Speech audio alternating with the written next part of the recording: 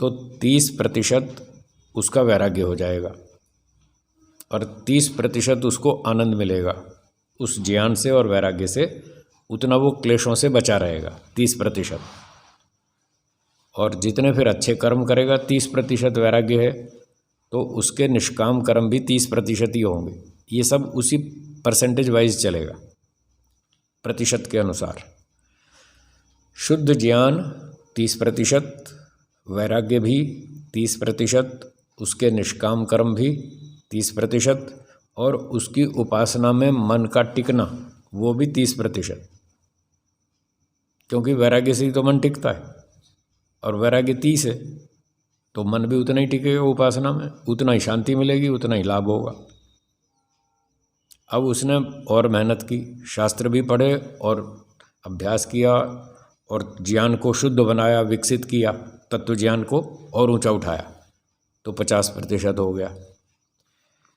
तो जब ज्ञान उसका 50% हो जाएगा, शुद्ध ज्ञान, तो वैराग्य भी 50 हो जाएगा।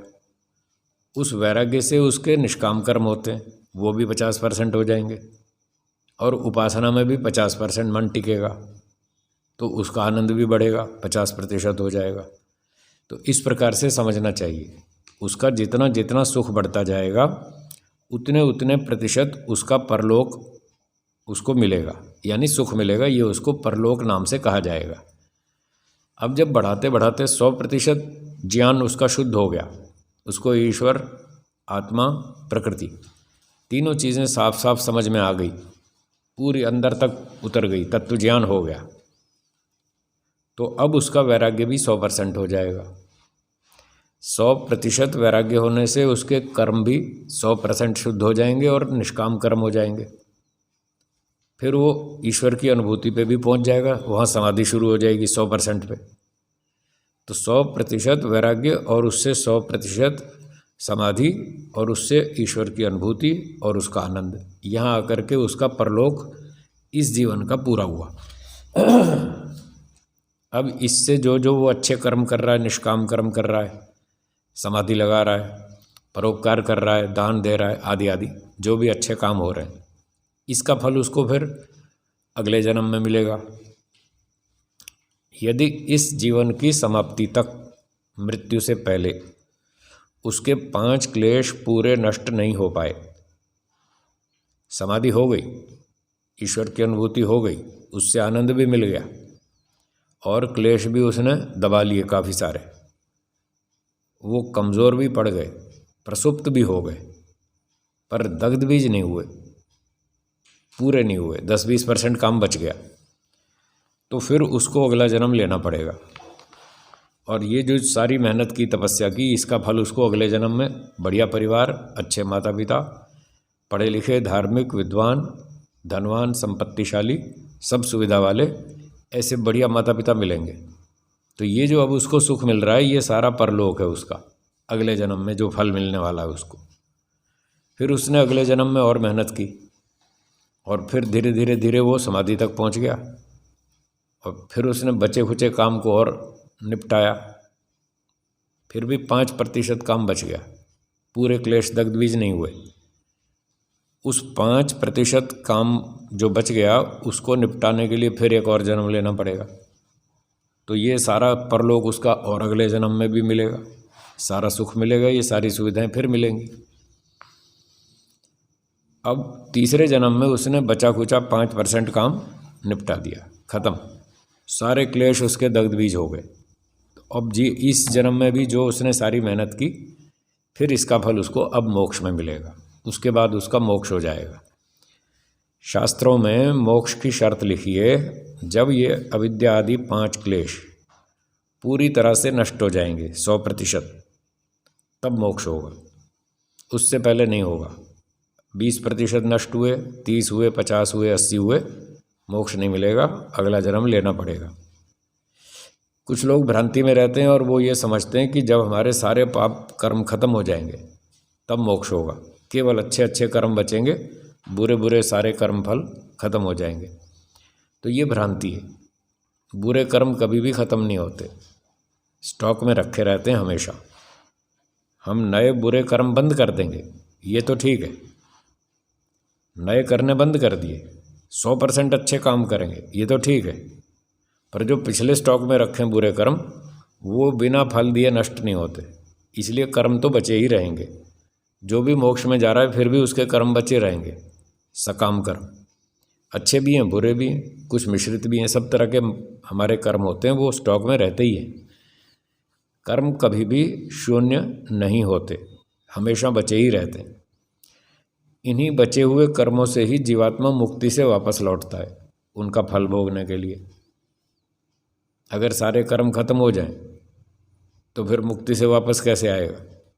जब लौटेगा तो शरीर तो धारण करेगा ना, तो क्या फ्री में मिलेगा शरीर? जब कर्म तो कुछ है ही नहीं, और ईश्वर फ्री में देता नहीं, वो न्यायकारी है, इसलिए वो बचा के रखता है। एक व्यक्ति यहाँ से विदेश में गया घूमने फिरने, तो सोचा भाई चलो थोड़ा सैर सपाटा करे आए। तो जब वो विदेश जाएगा तो यहाँ की संपत्ति सारी बेच डालेगा? वापस भी तो आएगा ना, तो कुछ तो मकान वकान बचा के रखेगा। पैसे भी ले जाएगा तो सारे नहीं ले जाएगा, कुछ तो यहाँ बैंक में जमा करके जाएगा कि जब लौटेंगे तो फिर बचे हुए पैसों से अपना आगे खर्चा पर्चा करेंगे। इसलिए वो कभी भी बैंक बैलेंस ज़ीरो नहीं करता, हमेशा बचा के ही रखता है कि आगे भविष्य में काम आएगा। तो जैसे हम यहाँ पैसे बचा के रखते हैं भविष्य के लिए, तो ईश्वर भी हमारे कर्म बचा के रखेगा भविष्य के लिए। जब हम मुक्ति से लौटेंगे तो हमारे पास बैंक बैलेंस होना चाहिए, तभी तो उसका फल भी भोगेंगे हम। इसलिए ये भ्रांति है लोगों को कि मोक्ष में जाने से पहले सारे कर्म खत्म हो जाते हैं। बिल्कुल भ्रांति, ऐसा किसी शास्त्र में नहीं लिखा। जहाँ कहीं लोगों को ऐसा प्रतीत होता है तो उनको अर्थ समझने में भूल है। ऐसा बहुत जगह पर मिलते हैं प्रमाण जिससे ये भ्रांति होती है कि सारे कर्म खत्म हो जाते हैं। ऐसे वाक्य मिलते हैं शास्त्रों में, पर वो उसका अर्थ इस तरह से करते हैं, वो गलत है। क्षीयन्ते चास्य कर्माणि तस्मिन् दृष्टे परावरे, ये एक मुंडकोपनिषद का वचन है। इसमें कहा है कि उस परमात्मा का दर्शन होने पर सारे कर्म क्षीण हो जाते हैं। अब यहाँ अर्थ समझने में गड़बड़ कर दी। सारे कर्म क्षीण का अर्थ उन्होंने ये कर लिया, सारे स्टॉक में कर्म होते हैं वो सारे खत्म हो जाते हैं। ऐसा वैदिक सिद्धांत है ही नहीं। क्या बिना फल भोगे कर्म नष्ट होता है? जब नहीं होता तो वो स्टॉक वाले सारे कैसे खत्म हो जाएंगे? और एक व्यक्ति ने ईश्वर प्राप्ति कर ली, समाधि लगा ली, और पिछले कर्मों का फल तो भोगा नहीं, तो बिना भोगे वो खत्म नहीं होंगे। फिर वो कहेंगे जी इस बचे हुए जीवन में जो पिछला कर्म है सारा फल भोग लेंगे। कैसे भोग लेंगे? वो संभव ही नहीं है। एक जन्म में सारे कर्मों का फल नहीं भोग सकते। और अब तो समय कितना 10-20 साल बचा होगा। बुढ़ापे में ही तो व्यक्ति जाकर पहुंचता है यहाँ तक समाधि में 60-70 साल में तो पहुंचता ही है, और अब 10-20 साल और जिएगा। तो 10-20 साल में जो पिछले स्टॉक में कर्म पड़े हैं सबका फल एक साथ कैसे भोग लेगा? सारे कर्मों का फल ईश्वर एक जन्म में दे भी नहीं सकता, क्योंकि कर्मों की हमारी वैरायटी इतनी सारी है जो एक जन्म में दिए नहीं जा सकते सारे फल। तो लोग गहराई से विचार नहीं करते, इसलिए वो भ्रांति में पड़ जाते हैं और फिर भ्रांतियाँ फैलाते हैं, वो ठीक नहीं है। तो इस प्रकार से जो मोक्ष तक जो हमें सुख मिलेगा वो सारा परम सुख परलोक कहलाता है।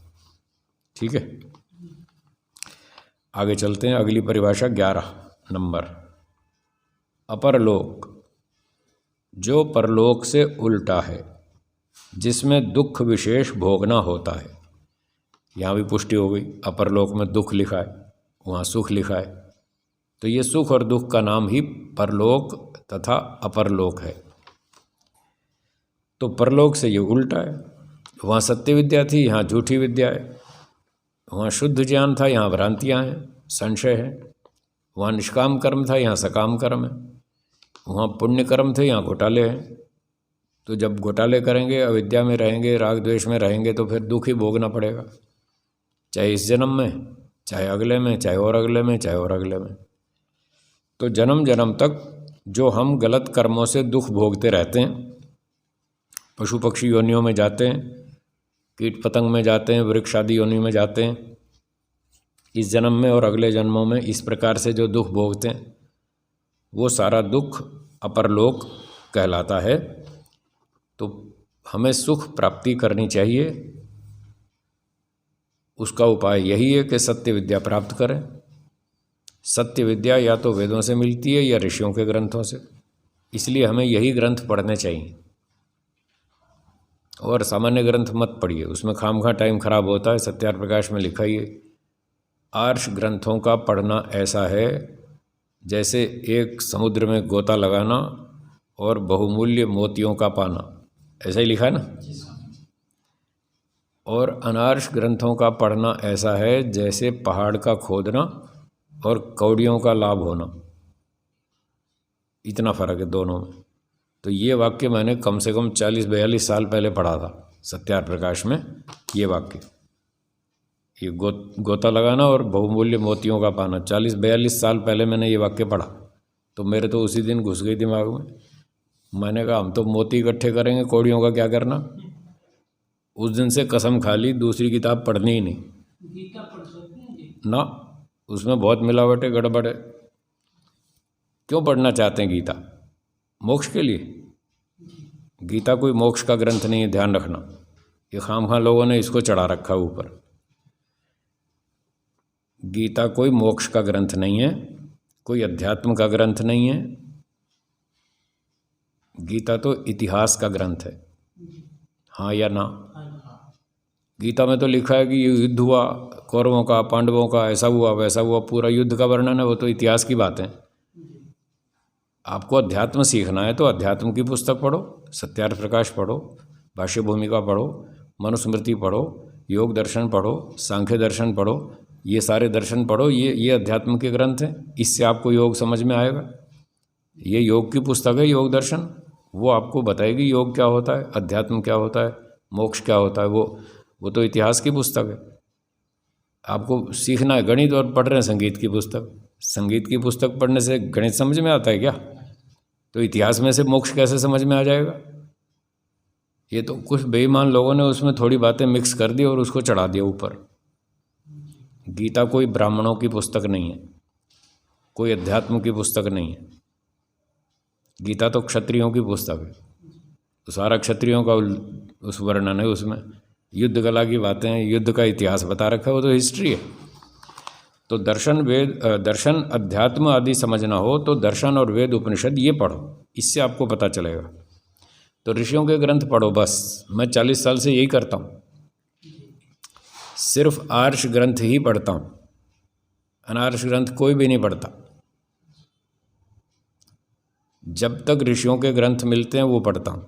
फिर जब ऋषियों के ग्रंथों पर कोई ऋषि का व्याख्यान नहीं मिला, ऋषि भाष्य नहीं मिला, तो फिर महर्षि जी ने लिखा है कि जब ऋषि भाष्य ना मिले तो फिर उत्तम विद्वानों की, उत्तम आर्य विद्वानों की टीका पढ़नी चाहिए।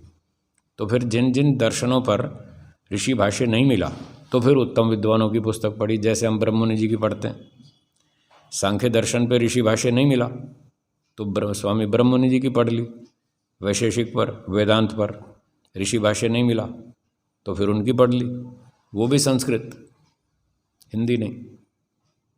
पिछले 40-42 वर्षों में मैंने आज तक एक भी हिंदी टीका नहीं पढ़ी, एक भी दर्शन पे।